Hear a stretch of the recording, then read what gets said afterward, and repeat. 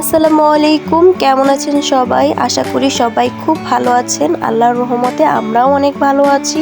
যদিও আমার একটু ঠান্ডা লেগেছে, যাই হোক আপনাদের সাথে আজকে শেয়ার করতে এসেছি আমার হাতে বানানো একটি কেকের রেসিপি। চলুন তাহলে দেখা যাক কিভাবে আমি কেকটি বানিয়েছি। এর জন্য নিয়ে নিয়েছি প্রথমে 12 চা চামচ চিনি, আপনারা আপনাদের পরিমাণ মতো নিতে পারেন। এরপরে আমি নিচ্ছি 16 চা চামচ ময়দা, আমি সবকিছুই মেপে মেপে নিচ্ছি। তারপরে নিয়ে নিচ্ছি কর্নফ্লাওয়ার 3 চা চামচ। এরপরে আমি নিয়ে নিচ্ছি বেকিং পাউডার 1/2 চা চামচ। এবার এটিকে ভালোভাবে চেলে নিতে হবে, আমি 2-3 বার করে চেলে নিয়েছি।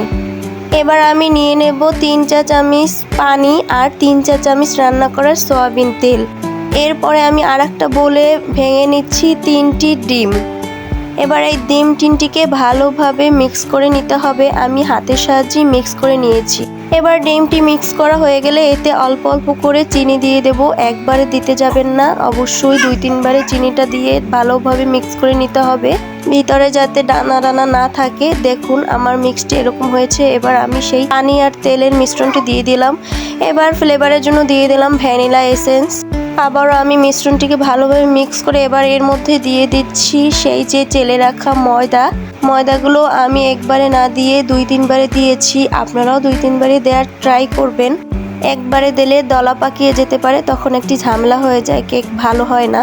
আমি যেভাবে বানিয়েছি সেভাবেই আপনাদের সাথে শেয়ার করলাম। এবার দেখুন আমার মিশ্রণটি একদম রেডি। এবার আমি এটা চুলায় বসিয়ে দেওয়ার জন্য একটি পাত্রে ঢেলে নিচ্ছি। এবার এটিকে ট্যাপ ট্যাপ করে নিচ্ছি আর ছুরির সাহায্যে মাঝখান থেকে কেটে কুটে দিচ্ছি, ভিতরে যাতে কোনো লাম্পস না থাকে। এই যে দেখুন আমার কেকটি বানানো একদম ডান। আপনারাও বাসায় থাকা উপকরণ দিয়ে এভাবে আমার মতো কেক বানিয়ে খেতে পারেন। আমার রেসিপিটি কেমন হয়েছে অবশ্যই কমেন্ট করে জানাবেন। আজকের মতো ভিডিওটি এখানেই শেষ করছি। সবাই ভালো থাকবেন, সুস্থ থাকবেন আর আমাদের জন্য বেশি বেশি করে দোয়া করবেন। আল্লাহ হাফেজ।